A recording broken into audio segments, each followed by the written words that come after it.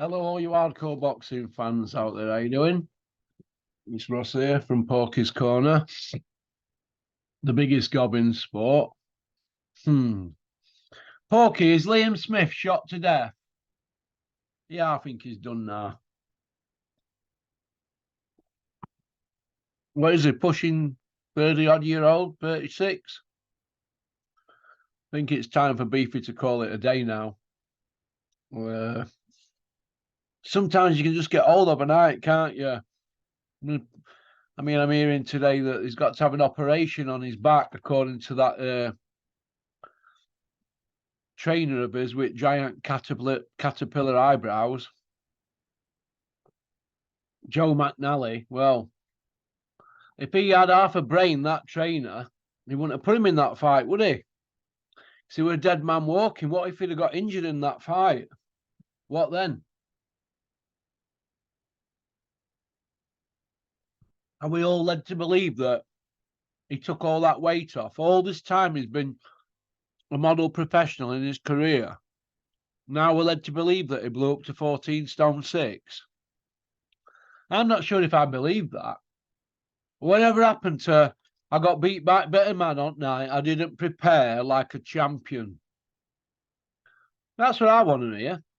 I didn't prepare like the champion that I am, or the champion that I have been, and that I paid the penalty. Why not that? Why can't we just hear that?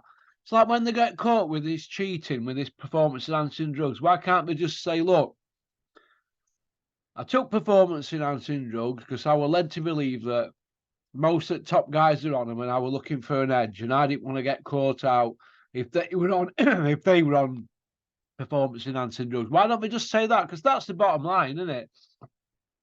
Can't do that, can they? They can't just come out and swallow and say I got beat by a better man on night. It just leaves a bad taste in my mouth.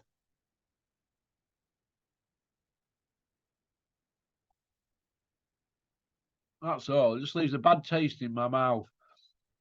Pokey, do you rate True Geordie as a YouTuber? Do I rate True Geordie as a YouTuber? Yeah, I think he's good. I think he speaks clearly and gets his point across. Yeah, I think he's pretty fearless. I like him. He's my kind of YouTuber. Yeah.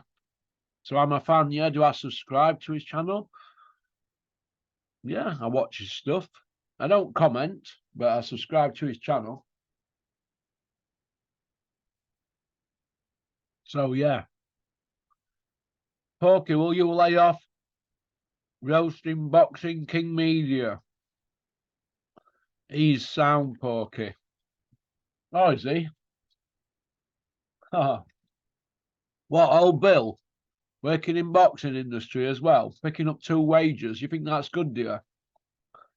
Well, it's not my cup of tea. It's not something I do, but each to their own, innit? If people are prepared to brass themselves off to go on a Copper's channel, good luck to them.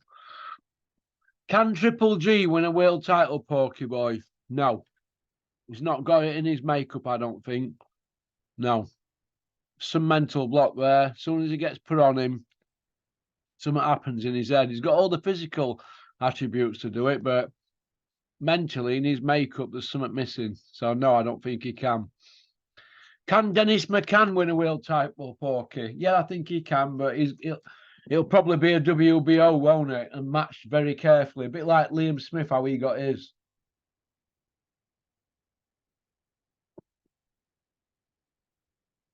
And Enzo Macaronelli, how he got his, and Nathan Cleverly, and one of Ricky Burns' titles. They're going to have to rely on Bricktop to perform miracles behind the scenes. Why is Judge Jordan off TalkSport now all of a sudden mellow, Porky? I don't know. He were breathing fire 6 months ago. I think he's been softened up. Like the rest of the bench at TalkSport, Juggiers and the Gad. Will Eubank versus Ben ever happen, Porky? I don't think it'll happen this year because in bad taste, wouldn't it, really, if it happened this year? Because it would mean that Ben's been cleared, or it's still pending and the British Boxing Board are letting him fight here. So I don't think it'll happen this year, because it'd be bad for the sport if it happened this year. But I suppose down the line, there's that much time and invested in it that they'll want that. I think that's why they've dragged it out this last year. All we've done is speak about it. And I think Eddie and Conor Benn have got what they wanted. They've got all that free publicity to make it bigger than ever. I mean, you've heard what they're spinning now. It's bigger than ever. How is it bigger than ever? What's happened in the last year? Well, all we've had in the last year is Eubank's been beat. And Beefy's been beat. So Eubank's had a loss and a win in last year. Ben hadn't fought. And that's about it, really. Ben's still into world champion. He's still not got a belt. Eubank doesn't own a belt. So why are they talking 30 quid pay-per-view?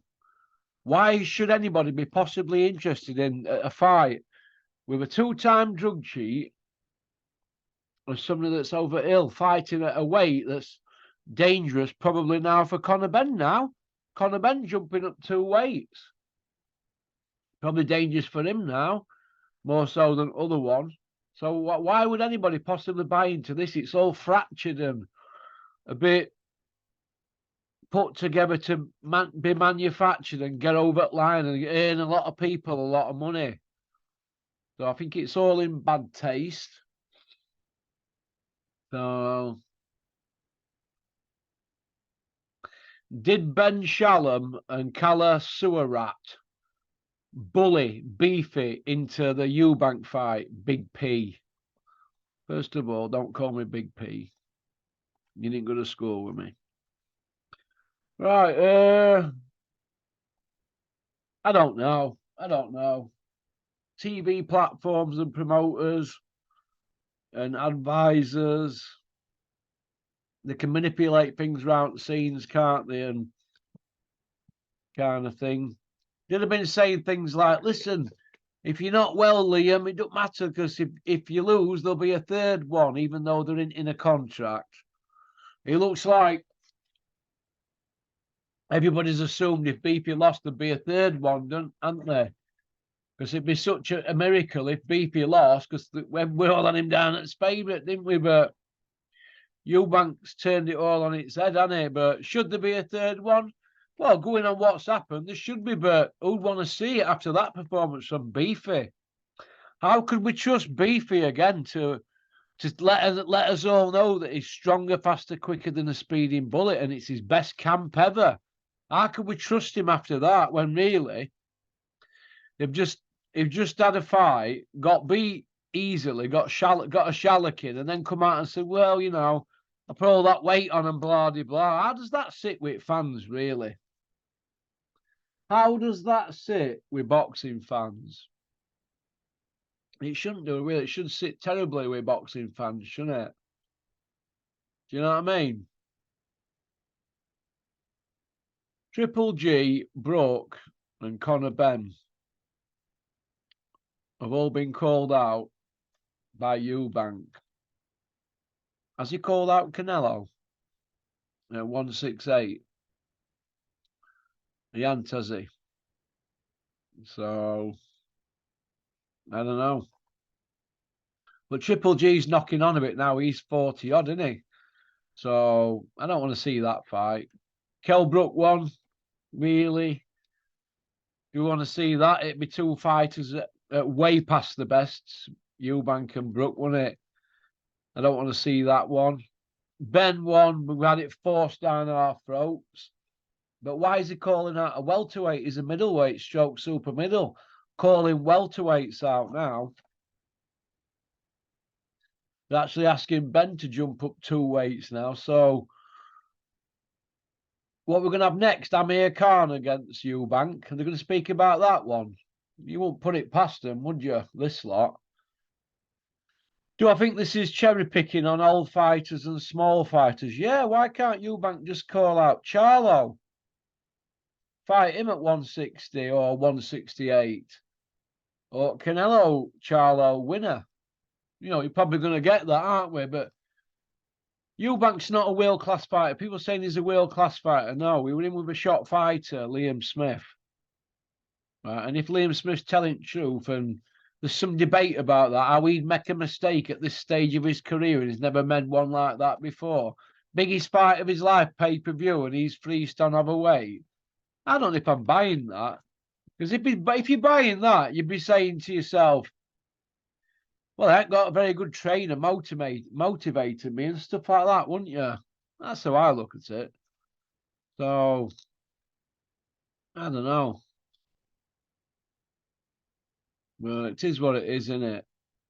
He's Bricktop.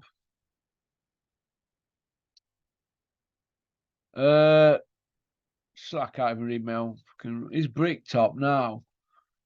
In such a tight position that he's got to agree with everything Tyson Fury says. You know, is he like on back foot here? Because you'd have thought, really, wouldn't you, looking at Bricktop and what he thinks about fights like this, and you'd have thought that Bricktop would be coming out and saying, listen, it's a load of old pony, this is not boxing, this, what we're doing with this. And Bricktop coming out with, look, we're putting events on, we're in the business of putting events on. Weren't he hammering Eddie Hearn for all that KSI stuff and Paul Brothers and all that sort of carry on a bit back? He were hammering and wanted Bricktop, and now he's like, everything's okay for that now. So is he an hypocrite, really, for slagging Eddie up for putting events on in Saudi and going on about human rights and this and that and stub up and all that, and then went boot suits, doesn't it? It's all on boots on other foot, isn't it? So yeah, he's an hypocrite, but these people will do anything for money, won't they? What they do, they brass themselves off, brassers, and there's no shame in it. And they've been doing it for 40 odd years, so they'll continue to do it while boxing fans allow it to happen. But it looks like boxing fans are just turning off from it now, doesn't it? Whether that's a good thing or bad, I don't know. Maybe it might have to be like that for it to get better in the long run. Who knows? So, okie dokie. That's about it, really, for part 3. Okie doke. So, peace out. Keep on trucking, keep sporting boxing, don't have nightmares. Thank you for liking and subscribing and leaving a comment.